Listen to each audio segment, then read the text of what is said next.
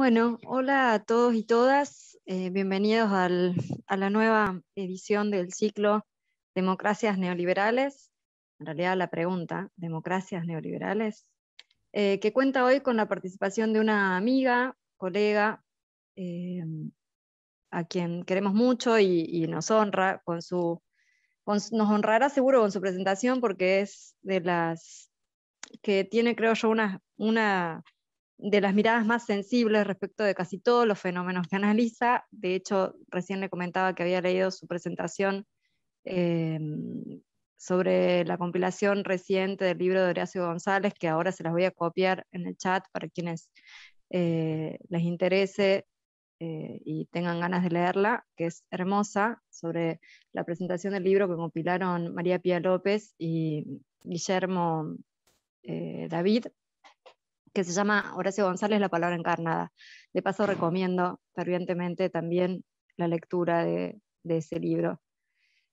Bueno, Mariana, para quienes no la conocen, es socióloga por la Universidad de Buenos Aires, es doctora en filosofía por la Universidad de Sao Paulo, la USP, es investigadora del CONICET y se ha incorporado recientemente al Laboratorio de Investigaciones en Ciencias Humanas, el LICH, que es de la Escuela de Humanidades de la Universidad Nacional de San Martín. Sin más preámbulos, le doy la bienvenida a Mariana, le agradezco el haber aceptado la invitación a participar de este Dios, de este ciclo. Y reitero el título de su presentación, que es Espiritualidades en pugna. Muchas gracias, Mariana, y luego de su presentación abrimos a comentarios y preguntas, y también pueden ir dejando sus comentarios y preguntas en el chat. Bueno, muchísimas gracias, Mica. Un gusto estar acá con ustedes, con vos. Siempre un placer.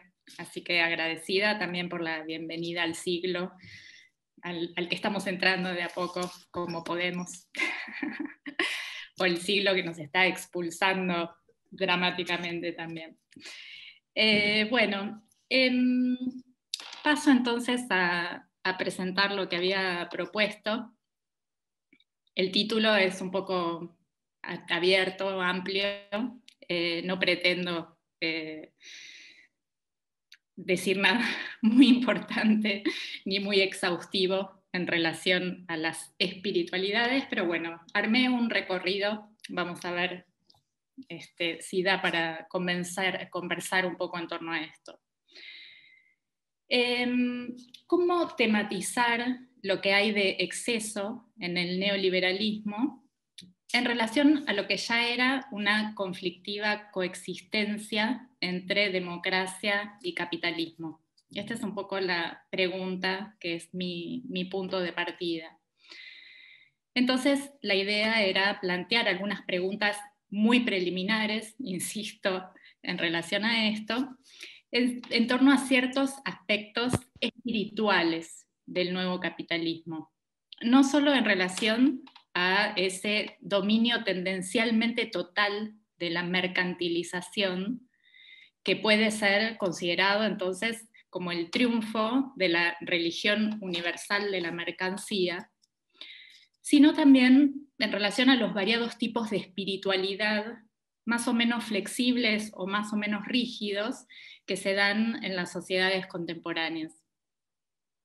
Hablar de espíritu nos hace inmediatamente pensar en Weber y en su estudio de las afinidades entre ciertas formas de religiosidad y las prácticas económicas que están en el origen de la modernidad capitalista, o nos hace pensar también en análisis como los de Boltanski y Chapelo sobre el nuevo espíritu del capitalismo,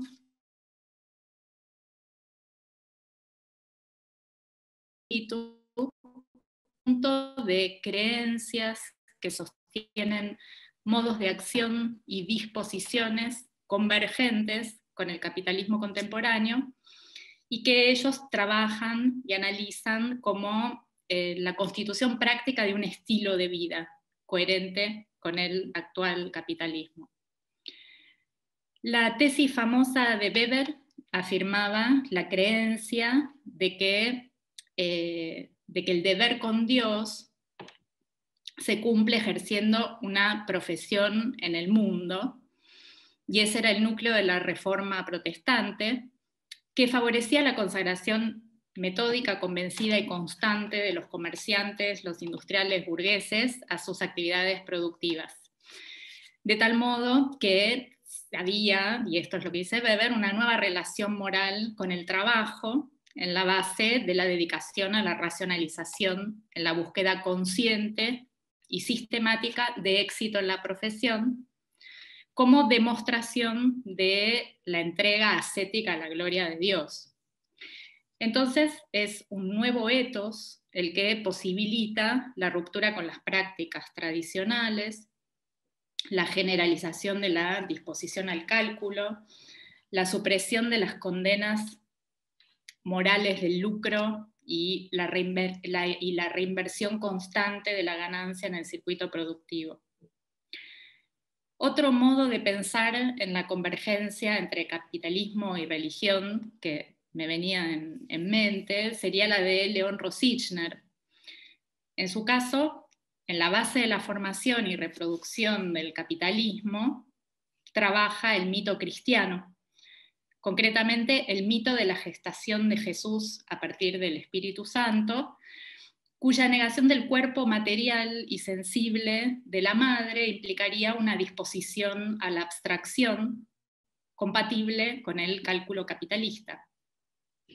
Entonces es el mito de Edipo, recuperado por Freud, el que le permite a Rosichner elaborar una interesante contraposición entre el mito cristiano y el mito judío, de manera que es el análisis de las diferencias entre los imaginarios que los mitos condensan, lo que le permite pensar en el arraigo de las relaciones sociales en formas históricas, concretas, es decir, en modos en que lo colectivo histórico, lo mítico transcultural y lo psíquico individual se anudan en los sujetos y en las sociedades. Las relaciones entonces entre capitalismo y religión admiten indagaciones de todo tipo y se prolongan en las inquietudes actuales sobre las mutaciones de la espiritualidad o los nuevos sustentos imaginarios del neoliberalismo. Si hoy nos preguntamos por las afinidades selectivas entre el neoliberalismo y ciertos espíritus religiosos, la conexión más obvia que se nos ocurre es con una corriente transversal a una variedad de iglesias evangélicas que se denomina teología de la prosperidad.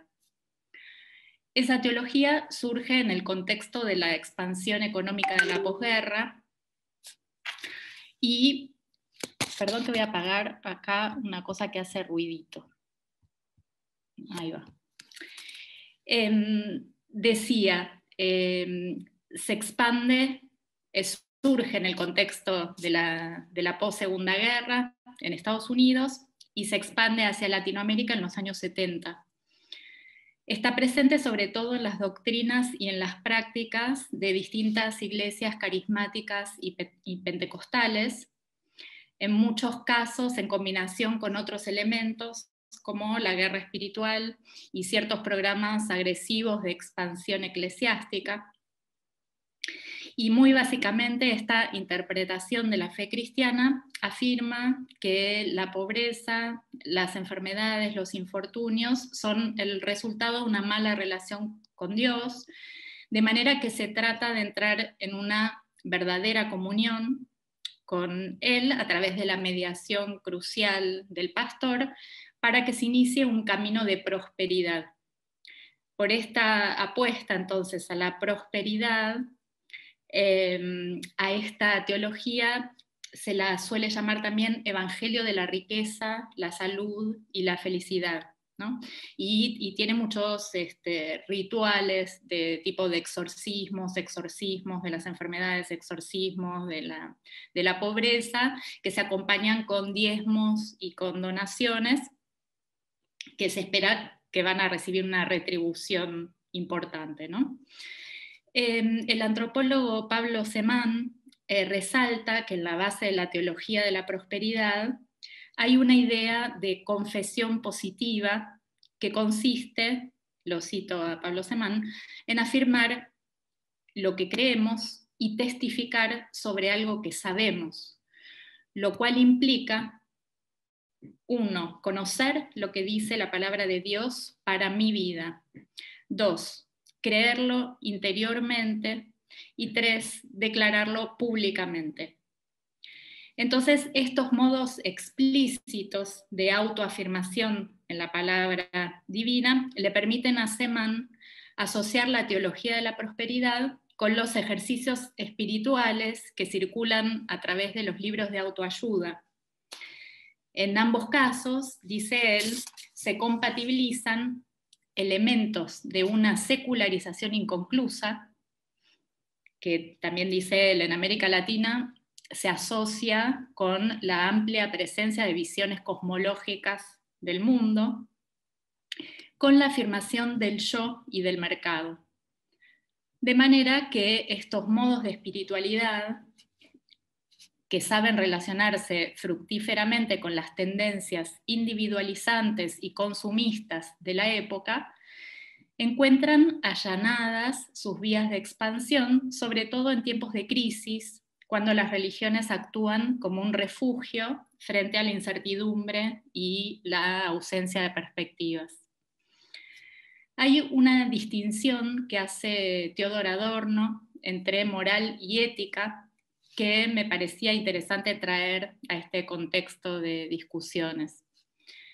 La moralidad rígida, que podemos suponer es la propia del puritanismo religioso, orientado exclusivamente por el deber, habría ido perdiendo su peso y su prestigio a lo largo del tiempo por su inadecuación en relación a un mundo sometido a cambios muy vertiginosos. Contra el conformismo moralista, que es el que apuesta a una convergencia irrealizable entre los comportamientos individuales y las costumbres públicas, entonces suele proponerse, esto es lo que dice Adorno, una noción de ética. Contra la moral, la ética. La ética, entonces, frente a la moral, diría que lo que hay que hacer es vivir de acuerdo con la propia naturaleza individual, desplegar, según los propios tiempos y disposiciones, cada etos o modo de ser singular. Entonces, esta sería la alternativa contra una moral impuesta desde afuera.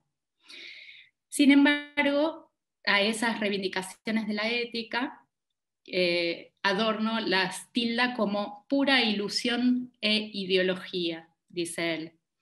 No solo por la forma tautológica de la afirmación vivir en armonía con el propio ser, una forma tautológica que en sí misma, dice él, no está enunciando nada muy explícito, sino también por el problema que trae esta enunciación, que es que los contenidos de esa identidad consigo mismo, que se pretende verdadera espontaneidad, son aportados por cierta cultura que es la cultura dominante. De manera que la congruencia con la propia constitución o la propia naturaleza no sería en última instancia más que la concordancia con ciertos valores culturales, los valores culturales dominantes.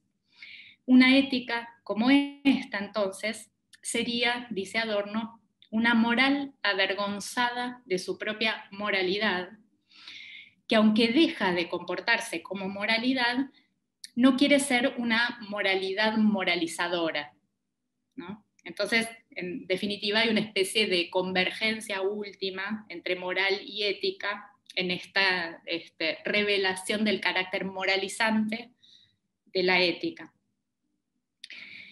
El etos neoliberal, diría yo, se lleva bien con una variedad de retóricas que llaman a orientarse por los propios deseos y por los propios sentimientos, de tal forma que los individuos son interpelados como sujetos de una autoconciencia afectiva que sabe discriminar, y eso es lo que supone esa interpelación, lo que se ama, de lo que se odia, lo que gusta y lo que no gusta, ¿no? Pensar en los botones de las redes sociales, de Facebook, de Instagram, poniéndose en el centro entonces de una autoafirmación de la libertad como capacidad o derecho a decidir sobre los propios consumos.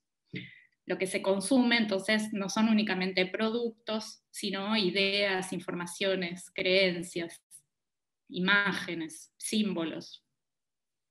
Ya se habló bastante sobre el algoritmo y la coincidencia un poco perversa entre lo que espontáneamente, libremente elige o prefiere cada individuo y eso otro que en otra escena se define como lo más adecuado para un perfil específico, ¿no? Y este es el problema y el tema de la segmentación de los públicos. Lo que acá sugiero es que el mercado de las espiritualidades, emancipadas de una moral universalista, también nos llama a elegir, o sea, también se puede elegir en ese mercado de las espiritualidades. Pero para que se entienda que no me estoy refiriendo a una religión en particular, no estoy hablando ni de los evangélicos en particular, ni del catolicismo, ni del judaísmo, ni del, o sea, me estoy refiriendo a una cierta conjunción entre creencias, ideas, afectos y prácticas que se puede llamar espíritu.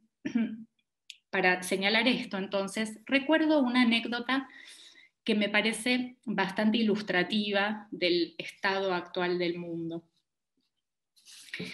Narendra Modi es el primer ministro de la India desde 2014.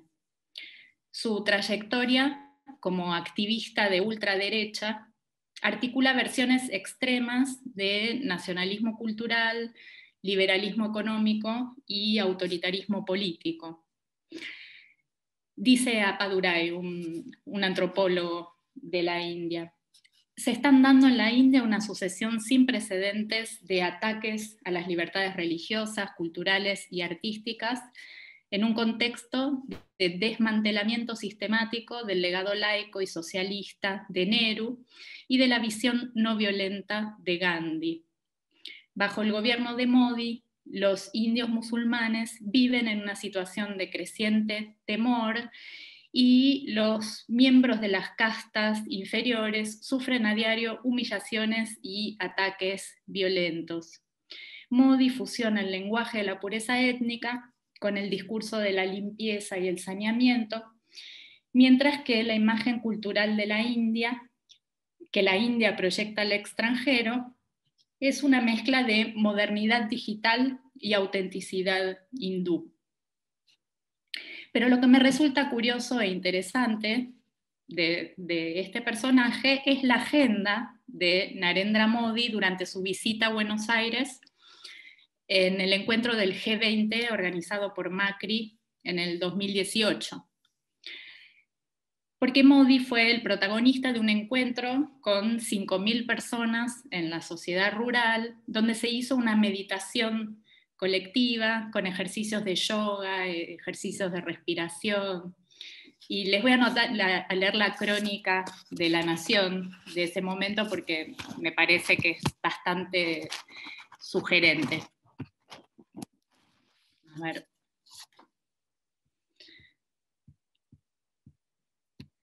Dice el diario La Nación, ¿no? Del 30 de septiembre, no, esta es hoy, perdón, de 2018, no veo la fecha de la publicación. Dice, difícilmente el primer ministro de la India, Narendra Modi, haya soñado con que en Buenos Aires, del otro lado del mundo, iba a tener tan buena acogida. En el encuentro Yoga por la Paz, organizado por el Arte de Vivir y la Embajada de la India, en la rural, unas 5.000 personas lo recibieron cantando olé, olé, olé, olé, Modi, Modi, y lo aplaudieron con algarabía cuando terminaba cada párrafo del discurso que dio en indio, incluso antes de que tradujeran sus palabras.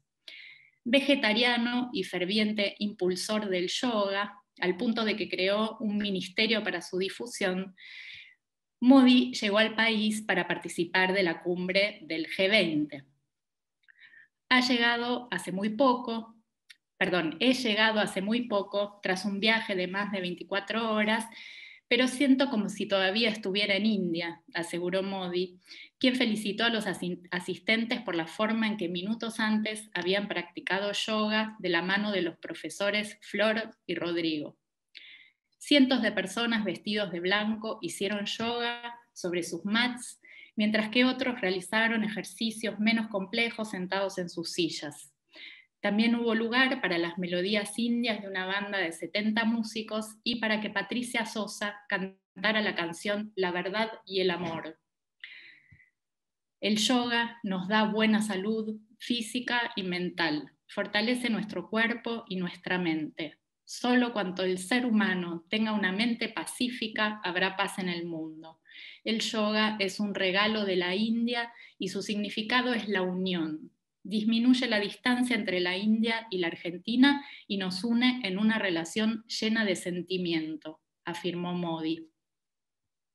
Por su parte, Patricia Sosa, quien conoció a Modi en Nueva Delhi, le encantó que no habló de política. Dijo, estuvo genial, fue todo amor y amor. Espero que Argentina vaya por el lado de la espiritualidad. Basta de batallas, de peleas, de violencia. La meditación es una terapia de pacificación. Si todos la practicaran, sería maravilloso. El farmacéutico indio Madhav Suncho, quien trabaja hace años en Argentina en una empresa de su país y se acercó a escuchar a Modi,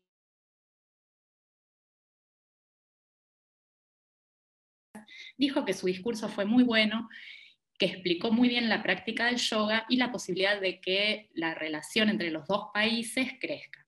Bueno, esta es la crónica que me parecía simpático leer acá.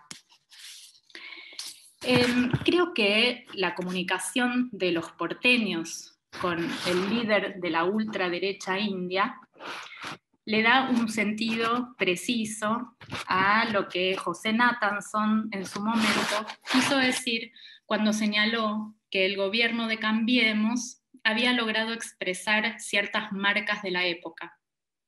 Lo leo a Nathanson. Sus apelaciones a los valores postmateriales, aquellos que van más allá de las necesidades cotidianas de supervivencia, resultan seductoras para las clases medias acomodadas en un contexto de hipersegmentación social en donde los sectores más privilegiados llevan una vida más parecida a la de sus pares sociales de Nueva York o París que a los sufridos compatriotas que viven en el conurbano. Esto se verifica en las vagas tonalidades ambientalistas del eslogan Ciudad Verde, en la importancia atribuida al cuidado de uno mismo, expresada en la retórica New Age, las bicisendas, las ferias de comida saludable, y en una revalorización de la cotidianeidad.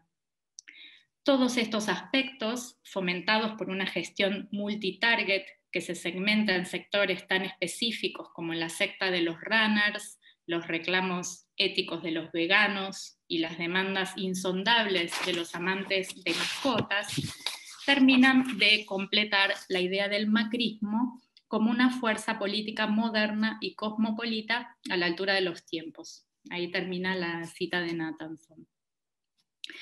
Lo que yo estoy sugiriendo es lo siguiente: las conexiones cosmopolitas del macrismo tienen contenidos económicos, políticos, ideológicos y espirituales muy concretos, como se ve también en el caso de la visita de Ivanka Trump en 2019, también durante el gobierno de Macri, un mes antes del golpe de Bolivia, cuyos entretelones, incluyendo la entrega del tráfico de armas y el apoyo al golpe desde el gobierno argentino, hoy estamos conociendo.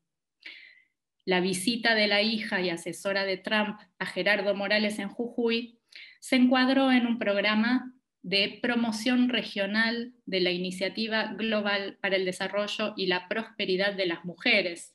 Esto dice en la página de Cancillería. un programa de Estados Unidos para impulsar alrededor del mundo el empoderamiento económico femenino. Y ahora leo también una crónica de Telam que dice: en Jujuy, Ivanka Trump visitó un local de confección de ropa y una panadería donde también habló con las empleadas y declaró: toda la sociedad internacional reconoce el rol de las mujeres. Desde Jujuy, con el programa Pro Mujer, se da un ejemplo de cómo las mujeres pueden producir y enriquecer sus comunidades. Entonces, el empoderamiento de las mujeres que le interesaba a Ivanka Trump en su visita a la provincia donde Milagro Sala estaba presa y hoy sigue presa Milagro Sala, parece bastante próximo al empoderamiento particular de una mujer en particular, que es Yanine Áñez, que fue la presidenta de Bolivia, un mes después de la visita de Ivanka Trump, y 14 meses antes de la toma del Capitolio por los seguidores de Trump. De manera que el tono cándido de las razones públicas que justificaron la visita de Ivanka no son tan distintos, diría, a las de la unión mundial a través del yoga, defendida por el ultraderechista primer ministro de la India. Cambiando ahora de registro, quisiera aludir de otra manera a esa religión de la mercancía que mencioné al comenzar. Esa otra dimensión del espíritu capitalista fue también analizada abundantemente en la saga de otra línea de la crítica histórica, que ya no es la que inauguró Weber, sino la que inauguró Marx. Ese espíritu se asocia ahora con el fetichismo de la mercancía. Y en este caso me parecía interesante recordar la noción de abstracción real que usa el economista y filósofo Alfred Sonrettel. Leo a Sonrettel. Así como los conceptos de la ciencia natural son abstracciones pensamiento, el concepto económico de valor es una abstracción real. Solo existe en el pensamiento humano, pero no brota de él. Su naturaleza es más bien social y su origen debe buscarse en la esfera espacio-temporal de las relaciones humanas. No son los hombres los que producen estas abstracciones, sino sus acciones. Fin de la cita. La realidad, entonces, de este tipo de abstracciones se relaciona con su efectividad. En las prácticas sociales, en los intercambios humanos, actúan una serie de postulados implícitos que no derivan de la conciencia subjetiva, en relación a la cual son irreductiblemente exteriores. Se trata de una modalidad del pensamiento que no es generada por la mente de los sujetos, sino que surge de la realidad social y debe ser más bien asociada con el orden simbólico como orden de hechos que pone en cuestión el dualismo objetividad, subjetividad o exterioridad, interioridad. El espíritu ya nace con la maldición de estar preñado de materia, enfatizaba la primera gran crítica del idealismo filosófico, ¿no? la crítica de Marx a la ideología alemana. La materia está siempre ya habitada por símbolos, creencias, mitos. Es el reverso necesario de esa afirmación de la crítica a la filosofía, que se prosigue entonces en los análisis del fetichismo de la mercancía y de las investiduras libidinales que conforman el mundo tal como lo vivimos y que hoy nos orientan a preguntarnos por los diversos órdenes de fenómenos que hacen al espíritu del neoliberalismo y su secreto. En cuanto el neoliberalismo tiende a producir la homogeneización de una sociedad crecientemente fragmentada y atomizada, y a la vez presiona a favor de la unificación de la palabra de los políticos y la de los organismos de crédito, la voz de los mercados y la de los medios de comunicación, la acción de las fuerzas policiales y el libre arbitrio de los poderes judiciales, se vuelve crucial la pregunta por las fantasías sociales que le dan consistencia a la elaboración de la experiencia. Y se abren también posibilidades de pensar en una noción un poco enigmática que Horacio González mencionó muchas veces durante los últimos años de distintas maneras, que es la noción de una plusvalía simbólica. Entonces, pensar en esta idea un poco enigmática de plusvalía simbólica para asociarla también con ese plus o ese exceso que debe ser pensado en relación al neoliberalismo. Una plusvalía simbólica que no deja de remitirse a las creencias o ilusiones objetivas que actúan en el proceso de producción capitalista, del cual emana la idea general de que el capital trabaja o de que el capital produce capital. La creencia de que el capital trabaja o se autovaloriza resulta especialmente favorecida por esta modalidad de la ganancia producida por la financiarización integral de la economía, que tiende a suprimir todo rastro de su origen en la extracción del plusvalor. Si en las otras formas de valorización capitalista, en el caso de la renta de la tierra o en el caso de la ganancia industrial, persisten las huellas del antagonismo entre el capital y el trabajo, estas huellas son las que se disipan en el caso del capital financiero. Como lo dice Marx, se oculta completamente la fuerza, la fuente de la ganancia, y son las cosas las que parecen crear valor, tan comprensible y tan incomprensible como esto. El capital está preñado de interés, no extrae el interés del proceso de producción, sino que lo hace entrar en él. En la compleja arquitectura simbólica constituida por la inversión fetichista, en función de la cual el valor se valoriza y el capital es la premisa y el resultado de la producción, lo que se borra es precisamente la dependencia de todo el proceso del trabajador, las trabajadoras y los trabajadores, quienes no son reconocidos como los que realmente producen. Este déficit de reconocimiento que acompaña la apropiación del trabajo impago es la base, el germen de ese plus simbólico indisociable del concepto de plusvalía, que no se restringe a dar cuenta de los efectos económicos de los intercambios asimétricos, sino que menciona también el efecto simbólico de legitimación de lo arbitrario cuando oculta una relación asimétrica de fuerzas. Y esta es una definición que encontré en Bourdieu, hablando de plusvalía simbólica, una mención aislada. Entonces, la pregunta es, ¿qué sucede si no solo para la clase capitalista, sino para la población en su conjunto, pasa a resultar del orden de lo evidente que la tierra produce renta, que el dinero produce interés, que el capital produce ganancia? La crisis del 2008 y la respuesta neoliberal a la crisis, y en esa secuencia lo que hoy en Argentina se menciona como la doble pandemia, muestra la realidad dramática de un proceso de pérdida y de sustracción.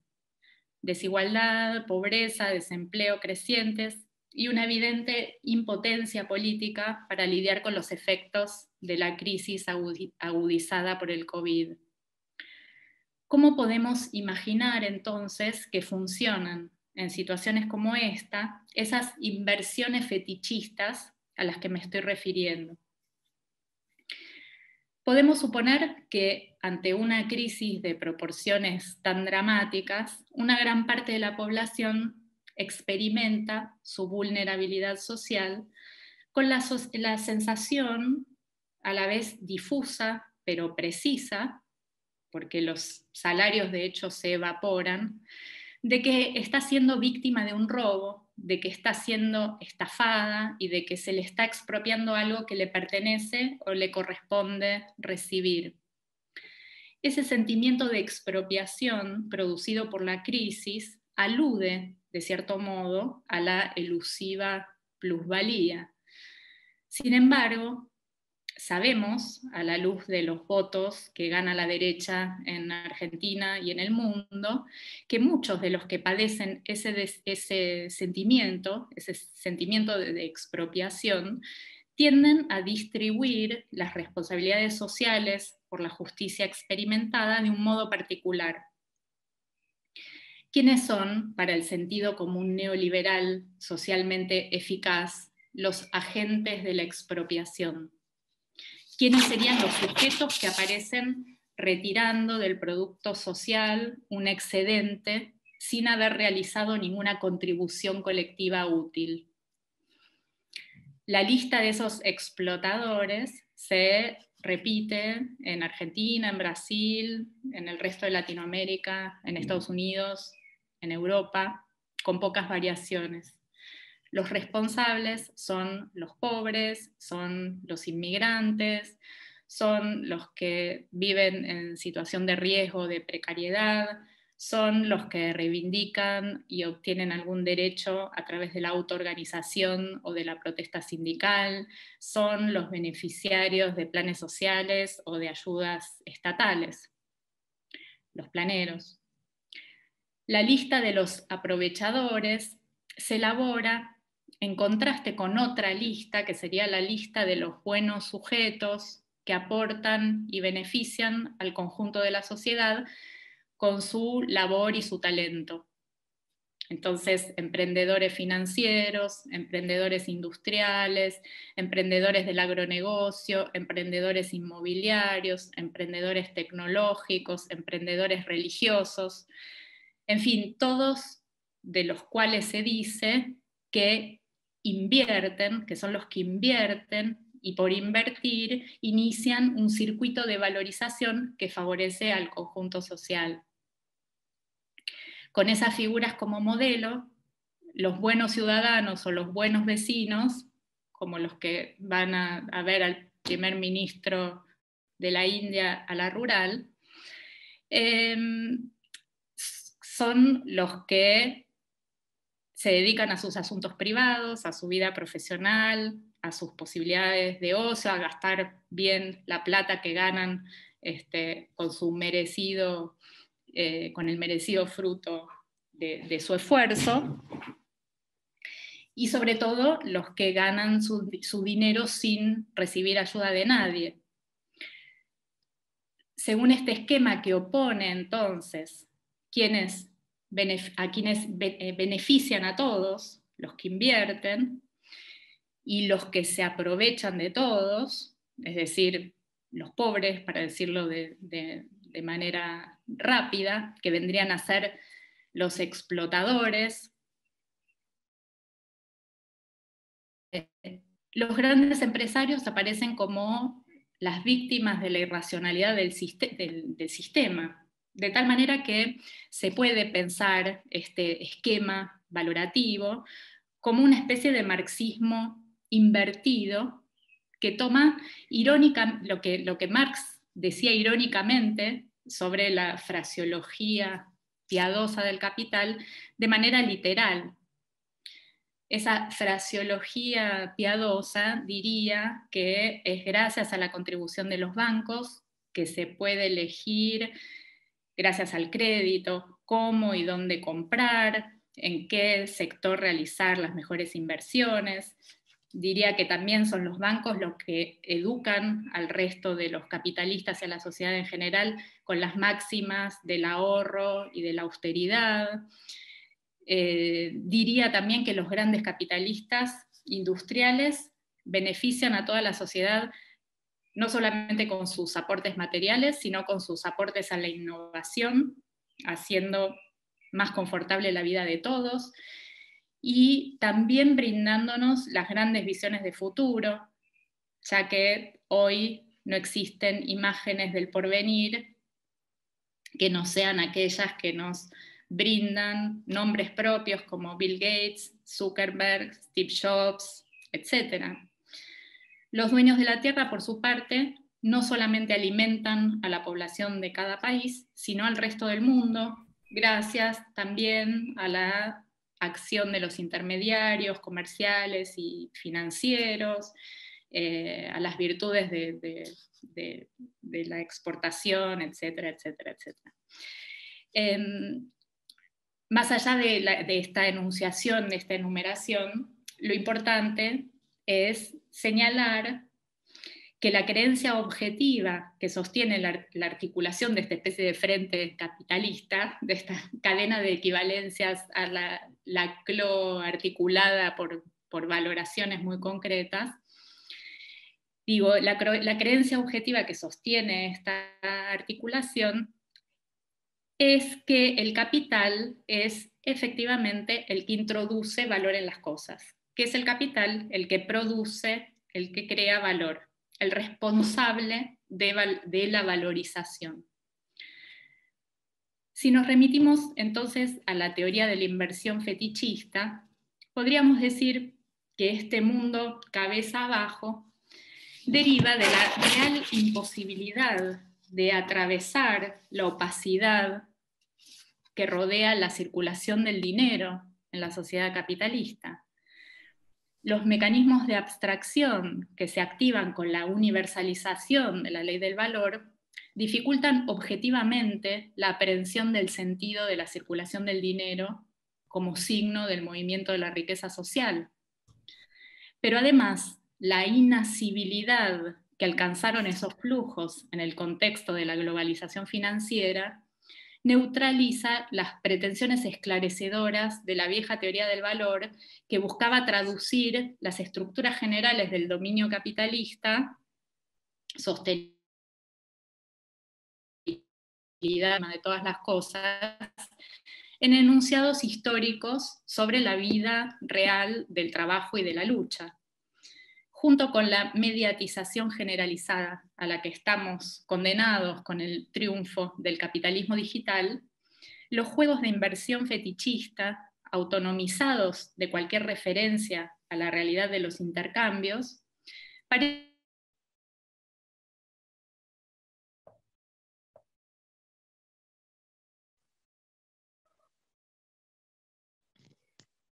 me parece que la perdimos.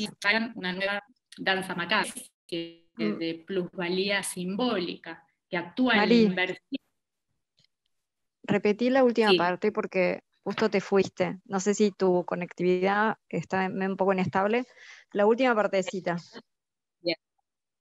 Sí. Decía que diría que esa especie de plusvalía simbólica que actúa en la inversión de las responsabilidades sociales, transformando a los explotados en explotadores, debe mucho a la actuación conjunta de la serie de dispositivos provistos por la nueva revolución tecnológica y al estado actual de las comunicaciones, que aportan unas condiciones singulares para la proliferación de imágenes y creencias que componen este nuevo espíritu del capitalismo. Este espíritu, sugeriría, actúa legitimando lo lesivo y lo arbitrario gracias a ese excedente simbólico que a la vez que menciona una vivencia real, efectiva, generalizada e intensificada de injusticia, esa vivencia real que padecen la mayoría de las poblaciones mundiales, invierte el peso de la prueba dirigiéndola contra las principales víctimas del neoliberalismo. Entonces, este mecanismo, diría, puede ser descrito parafraseando la ficción fetichista que decía es socialmente efectiva, que afirma que son las cosas las que tienen, las que crean valor, que es el capital el que tiene o crea valor. Hoy, diría, se extiende la creencia de que es el pobre el que crea la pobreza, de que es el marginado el que crea la marginalidad, de que es el que subsiste con planes sociales el que crea la dependencia, es el migrante o el inmigrante el que crea la xenofobia, es el reprimido por las fuerzas policiales el que crea, o el responsable de la represión, es la mujer maltratada la que genera la violencia machista, etc. Este día es el plus simbólico que el neoliberalismo... Perdón, te interrumpo de nuevo porque me parece que tu micrófono se acopla con las hojas, ¿puede ser? Alejalo un poquito porque o algo se acopla. ¿Qué decís que es? O hay algún micrófono abierto, por favor, que apaguémoslos todos por las dudas, porque puede ser que el ruido salga de algún micrófono que esté ahí dentro. Sí, tal vez son las hojas, ¿no? El movimiento de las hojas, ¿puede ser? Sí. Puede ser, ahí está mejor. Ahí sí. Bueno. Sí, Mari, bien, dale. Decía entonces que ese plus simbólico es el que el neoliberalismo estaría haciendo circular como modo de responder al sentimiento de expropiación generalizado. Y sin embargo, nada de todo esto es nuevo. Hay una anécdota que últimamente estoy repitiendo porque me parece muy impresionante, así que la voy a repetir nuevamente. Es una anécdota que surge de la campaña electoral norteamericana del año 76. ¿No? Mencionaba los años 70 en relación a la expansión de las iglesias de la teología de la prosperidad. Ahora menciono los años 70 en relación a la campaña electoral norteamericana, cuando Reagan estaba disputando la interna del Partido Republicano e iba sumando cada vez más apoyos de los sectores conservadores, que finalmente serían los que le iban a dar el triunfo en el año 81. En aquella campaña del año 76, la estrategia comunicacional de Reagan se basó en una sustitución de términos que podríamos considerar precursora, y es la sustitución que consistió en reemplazar al fantasma comunista por el fantasma populista. En una serie de apariciones radiales y de discursos públicos, Reagan se refirió a un personaje que terminó asumiendo rasgos míticos. Linda Taylor, una especie de mitad mujer, mitad monstruo, que ganó celebridad porque Reagan la llamó la welfare queen, la reina del estado de bienestar, la reina del bienestar. Según las denuncias de la época, que la convirtieron en el arquetipo de lo que la derecha republicana tenía que barrer para hacer grande a la nación, se trataba de una mujer negra que fue pobre antes de volverse millonaria, gracias a que se aprovechó de todas las ventajas fraudulentas provistas por el Estado social. Entonces, según el mito, Linda había usado 80 nombres falsos, tenía 30 domicilios que en realidad no existían, simuló matrimonios con ex veteranos de guerra para cobrar una variedad de subsidios y beneficios.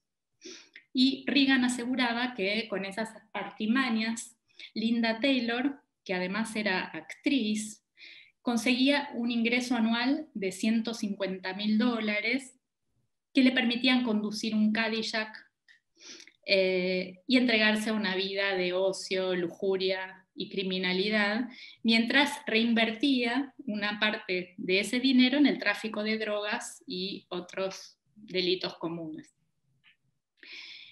Como se puede percibir, entonces, esta figura mítica perfilaba con bastante claridad al sujeto social que se iba construyendo como enemigo principal del proyecto de sociedad que en ese momento se estaba promocionando ante el público de consumidores, que era la democracia de masas norteamericana.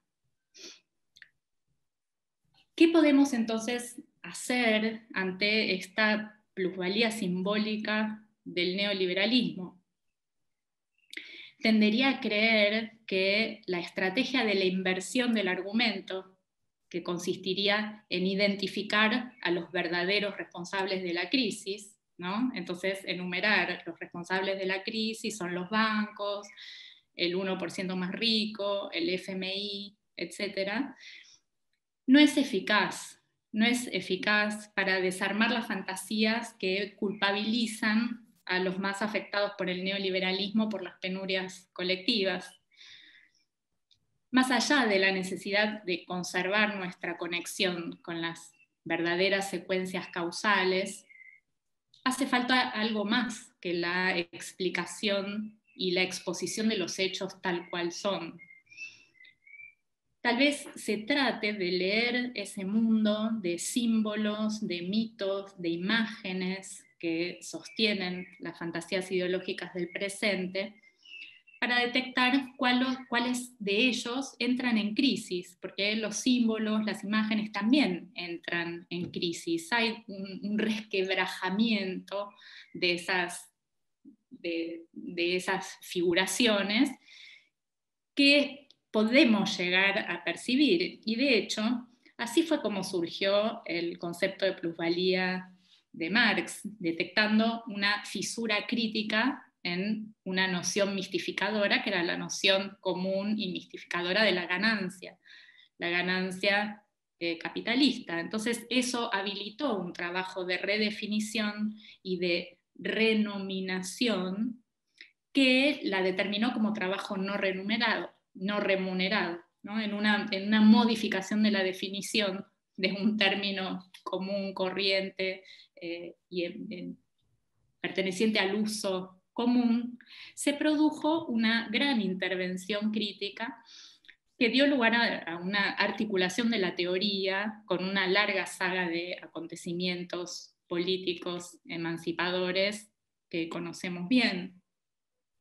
Entonces, básicamente para terminar, quería sugerir que eso, tal vez hoy no se trata tanto ni de invertir los argumentos de manera lineal, ni de tratar de extraer una plusvalía política, por decirlo así, de los símbolos de la crisis, sino eso, de detectar fisuras y prestar atención a cómo actuar también en el plano de las imaginaciones, de los mitos, de las figuraciones en las que estamos obviamente sumergidos, ¿no? Lo digo yo en calidad de practicante de yoga también, o paseadora en la bicisenda de Buenos Aires. Así que bueno, solo esto les quería comentar. Gracias. Gracias, Mariana. Qué bueno que solo eso nos comentaste. Si no decías algo más, yo no sé si ya te iba a poder seguir. No, te agradezco muchísimo todo el cuadro que nos traes de complejidades y de sutilezas a lo Marx del análisis. Esas sutilezas, esos jeroglíficos sociales que son en definitiva esas figuraciones también. Me pareció que Nemesia levantó la mano. Ahora no veo el icono. Si alguien ya quisiera hacer una pregunta, le paso la palabra. Si no, le hago un comentario a Mariana. Bueno, ahí están agradeciendo. Solo aplaudí. Ah, ok, solo aplaudió Nemesia. Bueno, entonces mientras se quedan rumiando alguna pregunta, que confieso no es fácil porque creo que fue,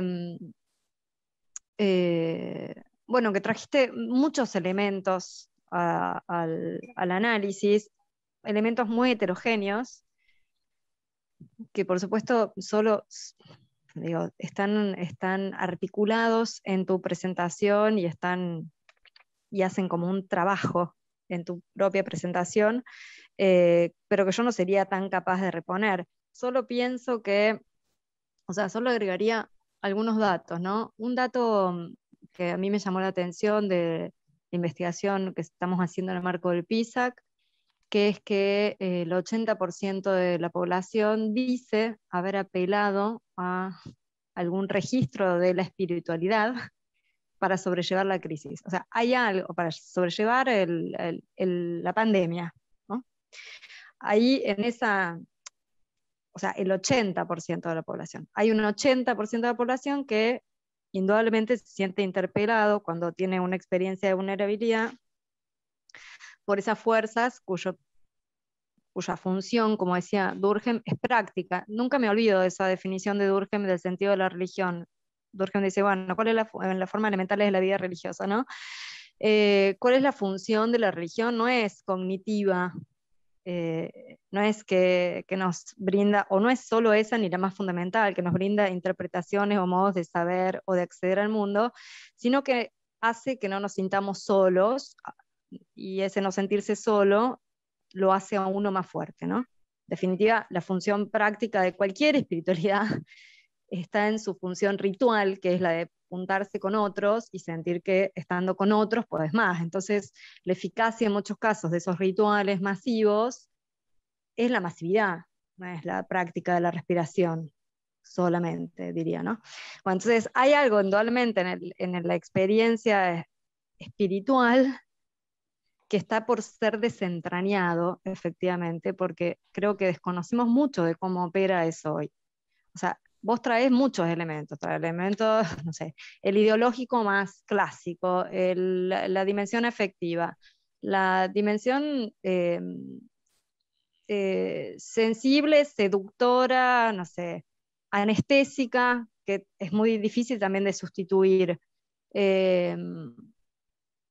Bueno, nada, creo que la sociología y la interpretación y la crítica se debe un trabajo insistente en esa capa imaginaria, en esas fantasías sociales cuyas grietas, si no, van a ser muy difíciles de entrever. Digo esto pensando en el fetichismo de la marxista de Marx. Cuando Marx dice, bueno, ¿qué hacemos con el fetichismo? ¿Qué hacemos? Porque no es un epifenómeno, ni es una distorsión, ni es una desfiguración de la realidad. Es el efecto estructural de un modo determinado de producción y de organización de la sociedad. O sea, podemos historizarlo, sí. Ahora, la historización no lo va a hacer desaparecer. Lo que lo haría desaparecer en última instancia es la transformación de ese modo de producción, o sea, la revolución, siendo radicales, ¿no? Entonces, de lo que estamos haciendo experiencias de una inversión que tiene este grado de enraizamiento y ese grado de opacidad, en donde efectivamente se invierten las cargas de la prueba, si ni aún el hacer experiencia de la injusticia permite la apertura de, no sé, de alguna revelación del orden de la estructura del funcionamiento de la sociedad, es muy difícil agarrarse, porque Marx decía, efectivamente, Marx pensaba que había un momento de la experiencia que iba a ser posible la organización política como para vencer esa instancia, en todo caso, ¿no? Con todo lo que traes, lo único que me pregunto es si están vedadas todas esas posibilidades, y creo que la mediación tecnológica las vuelve todavía más imposibles, y si hay una expropiación de la experiencia sensible de la injusticia y una refuncionalización simbólica de esa experiencia de la injusticia por parte de las espiritualidades múltiples, heterogéneas, neoliberales, está bien, lo que nos queda de planteados hacia el final era estar atentos a el resquebrajamiento de alguna de ellas y operar ahí, pero me sigue resultando una abstracción difícil de traducir en términos teórico-políticos, qué sé yo, que me deja solamente alerta y, bueno, y interpelada en ese punto. No tengo muchas preguntas, me suscita este comentario, le paso la palabra a Mario y, bueno, invito al resto de los participantes, obviamente, a tomar la palabra cuando lo deseen.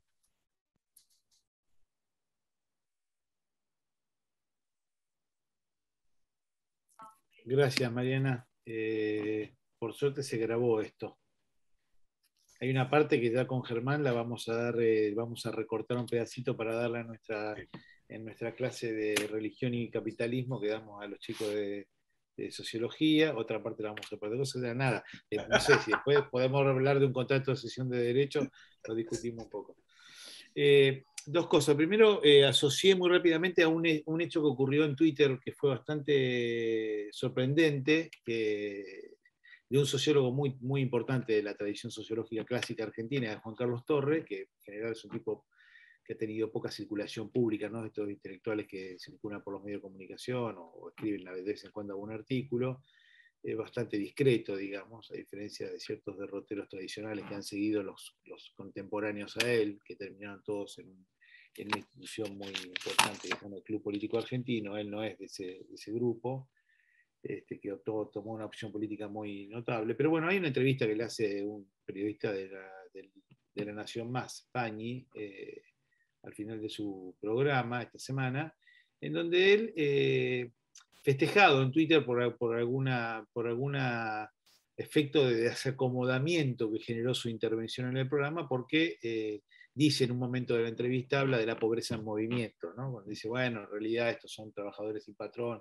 y nada, a mí me sorprendió porque efectivamente esto está bien, digamos, el regocijo que produjo en muchos que haya producido esa intervención en ese espacio un tanto inesperada, pero al mismo tiempo me llamó la atención porque pensé, bueno, estas cosas que vi que Torres está sosteniendo en el 2021 sobre esta cuestión de los sectores populares, la economía popular, los alternativos, los mercados alternativos, se discuten en Argentina desde el año 90. Coralzo tenía toda una tesis sobre mercados alternativos, que en el fondo daban vuelta alrededor de esta idea de si es posible, aunque no desarrolladas muy teóricamente, si es posible desarrollar una cultura, también lo discutimos bastante con Serra, una cultura alternativa a la cultura burguesa. Si ese no ha sido finalmente el gran desafío que no pudo llevarse a cabo por la tradición de la izquierda marxista, en el sentido de que ese era el desafío para desarrollar, con intentos que obviamente que hubo y muy fuertes, muy asociados a la idea de revolución cultural, que no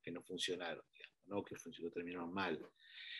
Te hago esta pregunta porque pensaba esta frase de Mica, expropiación de la experiencia sensible de la injusticia, pensaba en un texto de Sennett que se llama algo así como la nueva cultura del capitalismo, en realidad no es el nuevo espíritu, sino la nueva cultura, con unas conferencias que dio en 2004, donde él hace un señalamiento muy interesante respecto de la operación sobre la experiencia del pasado del sujeto. Hace una cita de una empresaria que dice, bueno, nosotros lo que necesitamos es gente que pueda estar muy presente y que no tenga una relación con la experiencia pasada, sino que estén dispuestos a vivir lo que viene. En esta línea, que fue una saga de los trabajos de Sennett alrededor de las nuevas formas del trabajo, la desaparición de la profesión o del trabajo para toda la vida, etc. Y lo pensé porque una de las cosas que dice Modi en esa famosa intervención en la rural, fue traten de conectar con el aquí y ahora. Es algo que se escucha mucho últimamente. Incluso hay un programa de televisión donde hay una especie de momento espiritual que dirige Kuznetsov, en donde la gente tiene que decir si tuviera que volver. Y los otros días, todos los que estaban ahí decidieron no volver a ninguna imagen del pasado.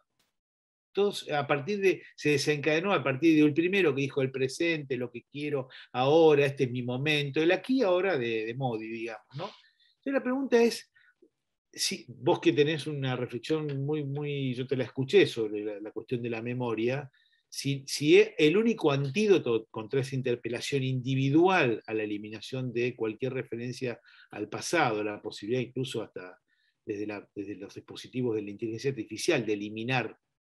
Incluso hay mucha filmografía sobre la posibilidad de borrar los recuerdos, si no es el único lugar de resistencia a ese espacio de intervención fenomenal, de esa pluralidad espiritual que significa eliminar el pasado, incluso el dolor del pasado, es la memoria que se puede experimentar colectivamente, digamos, y qué pasa con eso.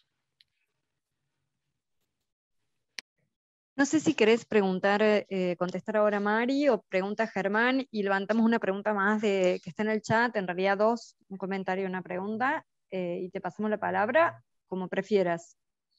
Por ahí respondo ahora para no olvidarme, porque Dale, me cambié de dale, lugar dale. a ver si mejora la señal que se me está yendo y me quedé sin nada para anotar. Así que empezando por esto que dice Mario en relación a la cuestión de la memoria y al presente, ¿no? Esa estrategia de las nuevas espiritualidades, que es un anclaje muy directo en una especie de suspensión o epogé temporal, ¿no? Como si fuera en esa epogé del tiempo donde podemos conectar con nosotros mismos, con el que está ahora, ¿no? Y por eso respirar, conectar con el cosmos, con el que está al lado.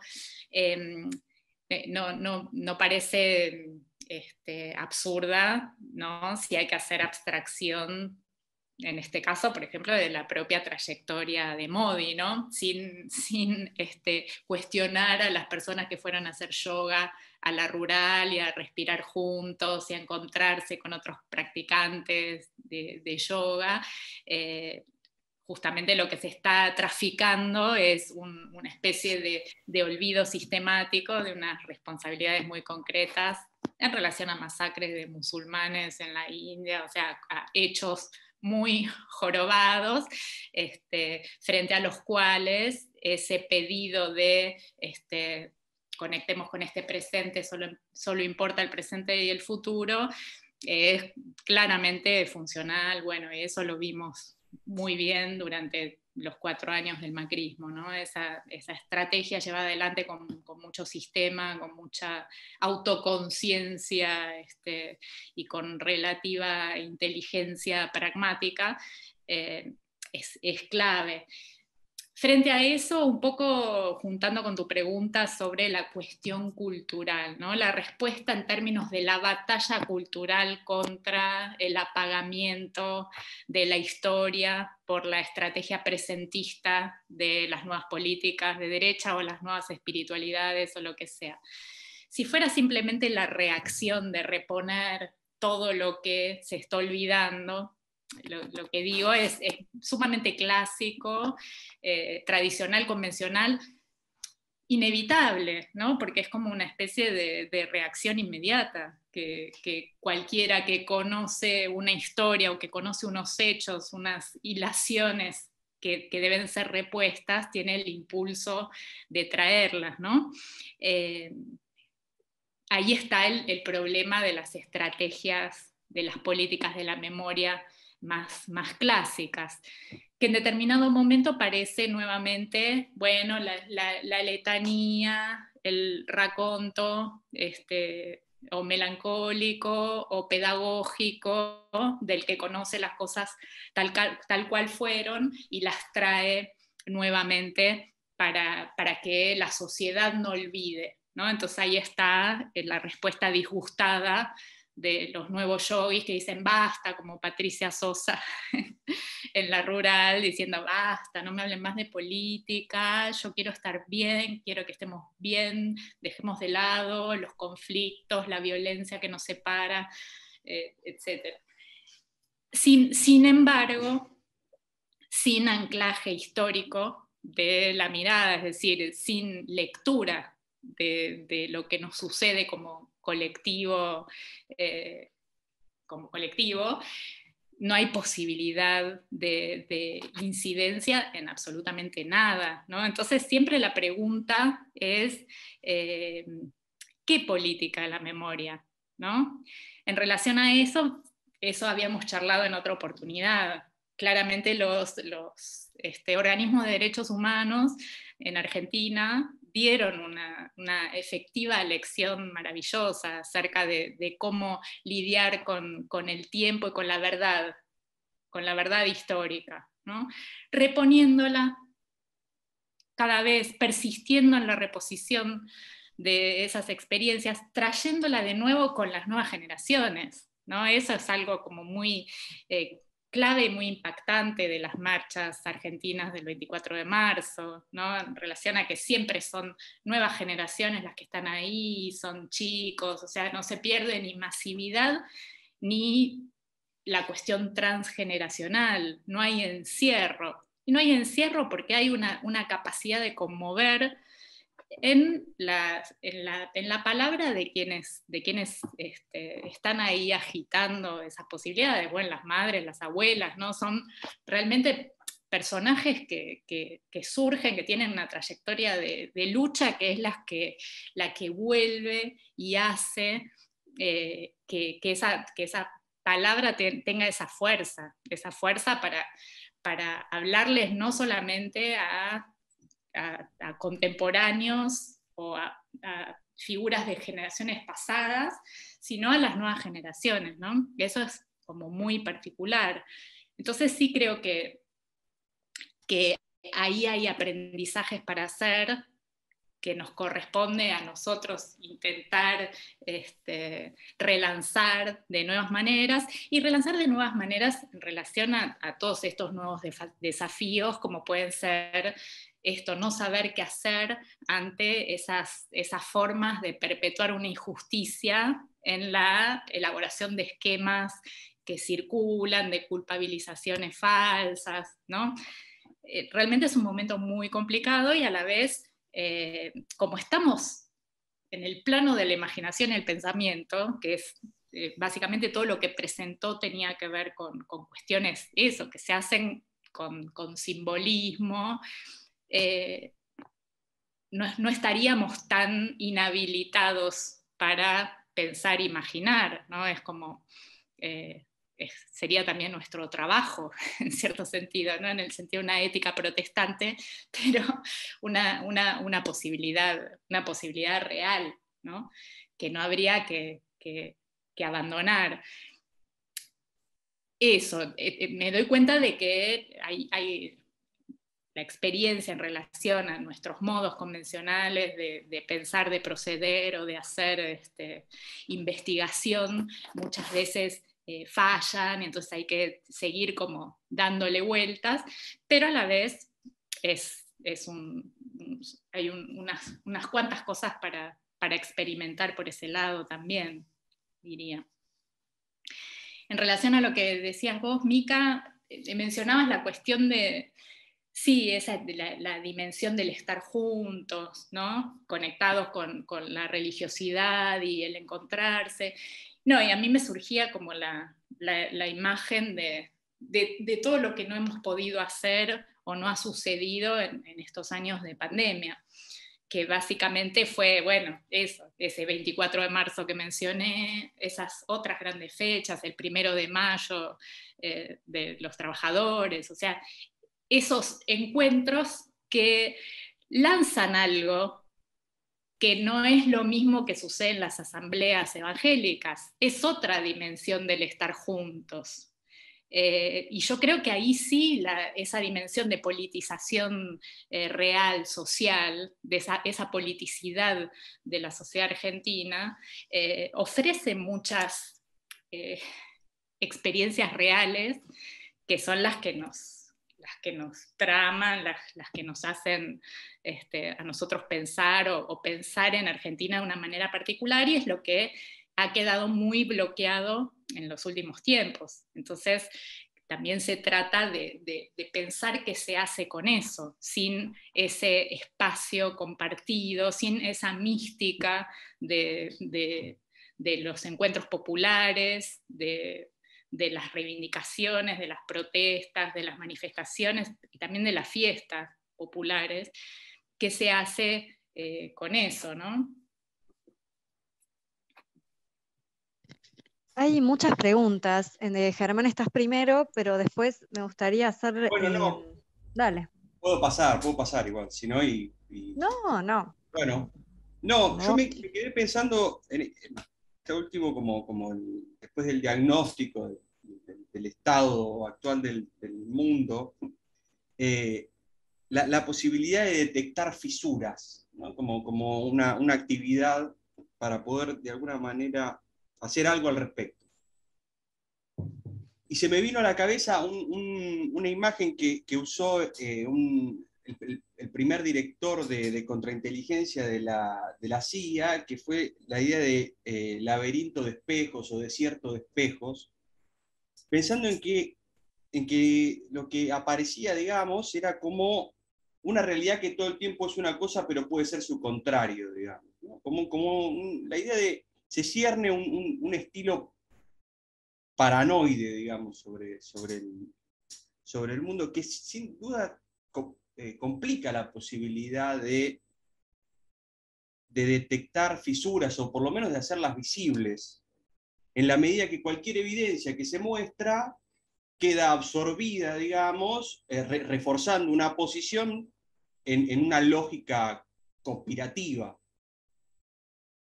Entonces, yo digo, se me presenta como muy problemática esta posibilidad de detectar fisuras en un mundo donde la teoría de la conspiración, digamos, cuadra muy bien. Resulta explicativa, y donde ese estilo paranoide que tiende a reforzar, digamos, esa inaudita soledad interior, ¿no? Pensando en Weber, en tanto que, digamos, arroja al sujeto a emprender sus propias investigaciones, porque no hay, digamos, autoridad que pueda ponerle límite. Y si estas formas de espiritualidad no son un poco el refreno también de eso, o sea, de esa inaudita soledad interior que necesariamente este mundo nos invita a experimentar todo el tiempo. No sé si eso, son ideas en realidad, no tendría que pensarlo más, pero como que me convocó a pensar por ahí. Sí, se entendió perfecto. Aprovecho, Mari, si querés munirte de algún papel o algo, así hago el resto de las preguntas, o yo te ayudo, voy anotando y te voy ayudando, así recuperamos un par más, y no me quisiera extender tanto porque todos tenemos ciertos horarios, digamos que, bien, compromisos. Nemesia o Nemesia, perdón si estoy pronunciando mal, bueno, dice súper interesante, y se pregunta también cómo se articula con nuevos emergentes del bienestar el empoderamiento femenino construido desde el mercado y el diálogo con corrientes políticas como la derechización de las juventudes. Hago acá un pie de página para decir que Fraser y en el manifiesto que escribe con otras colegas pone como uno de los frentes de la batalla que da al liberalismo corporativo, que es lo mismo que Mariana un poco ponía en términos de empoderamiento de cierto tipo de mujeres, como para agregar una nota a pie, para pensar. Andrés pregunta, ¿cómo ves ese pasaje del espectro comunista al espectro populista? Y levanto un comentario más. Pensaba en esas figuraciones, dice Mariel, que se redefinen, y en los últimos años en los circuitos feministas apareció muy fuerte la figura de la bruja. Pienso en la obra de Silvia Federici y cómo a mí me abrió el mundo al leerla. Por supuesto que el neoliberalismo captura esa figura y hace cosas con ella, pero también existen experiencias de mujeres que se posicionan desde allí y al menos discursivamente no parecen apelar a un individualismo, sino todo lo contrario. Para vos, Mariana, ¿dónde podemos ubicar estas experiencias de brujas feministas en el marco de la crisis actual? Hay unas recomendaciones de Mario, que es como nuestro productor, que ahí va tirando materiales. Y hago la última, y con este término, perdón Mariana, son varias, pero bueno, es el interés que suscitaste en la audiencia, que dice de Jair, en referencia a los usos de la espiritualidad, podemos pensar diversas apropiaciones ideológicas polares. Por un lado, la nueva izquierda hizo una incorporación de elementos orientalistas en su crítica a la sociedad de consumo, pero también hacia el interior del etos comunista oficial. Y por otro lado, está el uso llevado a cabo por el neoliberalismo que vos muy bien analizás. En este sentido, la espiritualidad sigue en una disputa real en su reapropiación, o la amplia izquierda la quitó de su agenda política. Bien. Bueno, toma las que consideres, son varias, y si querés responder a todas, bienvenida también, por supuesto. A ver, pensando en una manera de unificar un poco las respuestas. Lo que decía Germán, ¿no? En relación al encuentro y a la soledad. Lo que diría en principio es que siempre se trata de ver qué encuentro y qué soledad. No hay un estar juntos que quiera decir lo mismo siempre y no hay un estar solos que quiera decir siempre lo mismo. Entonces me parece que un enorme desafío es redefinir los mejores sentidos del estar juntos y del estar solos, ¿no?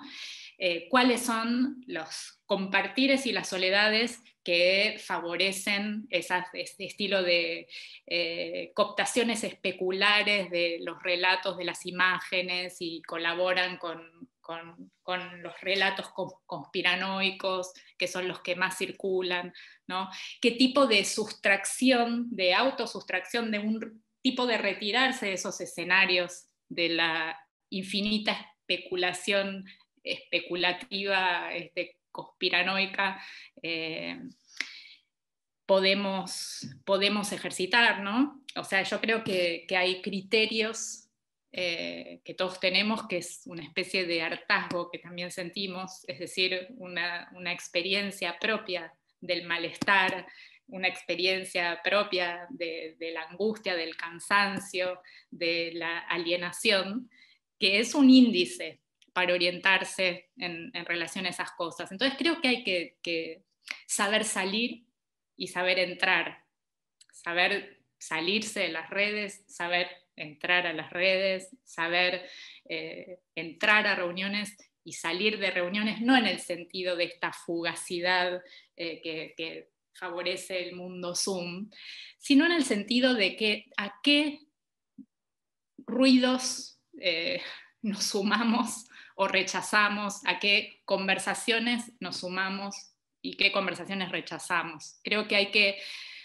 reaprender unas selectividades en relación a la comunidad y en relación a la soledad. Reaprender soledades y reaprender comunidades, ¿no? Algo de lo que yo comentaba, digamos, podía parecer un relato conspirativo, porque hablando de Alenka Trump, de Ivanka Trump, visitando Argentina justo cuando... Pero hay órdenes de las conspiraciones reales que no pueden caer por un rechazo nuestro a los relatos conspirativos, digamos. Hay núcleos de conspiración que tenemos que seguir siendo capaces de ver, de percibir, de registrar, en su diferencia con las conspiraciones inventadas, las conspiraciones de la serie de televisión. O sea, qué soledades, qué comunidades, qué conspiraciones, qué realidades, qué tipo de redefinición de la conspiración podemos hacer. O sea, una amiga, María Pía López, hace un uso muy lindo del término conspiración, se apropia de una idea de conspiración que tiene que ver con un tramar en conjunto algo en un contexto de peligro, en un contexto donde las cosas no son fáciles, entonces hay que conspirar, hay que mirar eso que sucede, apartarse, juntarse con aquellos que elegimos en el sentido crítico que te estoy diciendo, no todo con todos, o sea, no solo sin nadie, que me parece que se puede, bueno, que hay mucho para aprender y para hacer en esos terrenos. Y un poco en relación a eso había otra pregunta sobre esta dimensión liberal de cierto feminismo. O sea, me parece que también lo de Ivanka Trump es una caricatura máxima de eso, ese empoderamiento banal, falso, que es una fachada simplemente para la penetración de unos poderes, de unas iniciativas, de unas estrategias que no tienen nada que ver con los feminismos que nos interesan, sirve justamente para diferenciar todo lo que suena hueco, y suena hueco porque no se sostiene con una práctica con una práctica ética. Ahora, si queremos generalizar el término espiritualidad, también ahí respondiendo a esta otra pregunta de si la espiritualidad es un terreno de disputa. Diría, por supuesto que sí, que no hay una, o sea, que la crítica a los espiritualismos de un materialismo vulgar, o sea, ni siquiera sería suscripta por Marx. O sea, las espiritualidades son espiritualidades en pugna. Por eso le puse esa idea, ese título a la presentación. Y me parece que hay que meterse y poder diferenciar distintas formas de habitar los feminismos, distintas formas de habitar las conversaciones, distintos modos de entrar en encuentros. Y por supuesto esta idea que también traían sobre el feminismo de las brujas es uno de los grandes elementos muy disruptivos, muy interesantes de los últimos tiempos. Por eso, otra vez, este tipo de dicotomías que aparecen hoy, ¿no? Los derechos feministas, ambientales, etcétera, versus la economía, parece una especie de reedición de una discusión que ya la hemos leído en distintas versiones a lo largo del tiempo y que no es productiva planteada de esa manera. Plantear una antítesis entre distribución o reconocimiento, para decirlo con Fraser, ya que estás mencionando a Fraser, Mica, no tiene ningún sentido. No tiene ningún sentido porque es absolutamente despotenciador. Entonces, en realidad se trata de ver eso, la pluralidad existente en cada una de esas actividades, luchas, tentativas de hacer algo hoy y seleccionar a partir de criterios que son eso, que son los que podemos tener en tanto tenemos cierta sensibilidad, cierta capacidad de lectura y no mucho más que eso, ¿no? Entonces, hacernos cargo de una cierta sensibilidad y una cierta capacidad de lectura para operar esas distinciones que nos tienen que servir para orientarnos en un mundo difícil y espeso.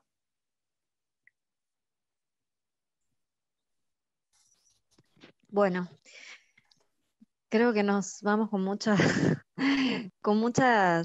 reflexiones y pensamientos para seguir la conversación por esta vía o por otras. Quiero agradecerle principalmente a Mariana e invitarlos también a todos a nuestro próximo encuentro, en donde va a estar Franco de Ledone hablando de etnonacionalismo y nuevas derechas en Europa, para seguir entusiasmándonos con los temas tan auspiciosos que nos toca tocar en este presente, que bueno, si algo no tiene es, no sé, imaginarios utópicos, no sé, promisorios. Bueno, gracias Mariana una vez más, gracias a todos y todas, y nos vemos en 15 días. Gracias, Germán. Chao. Nos vemos. Hasta luego.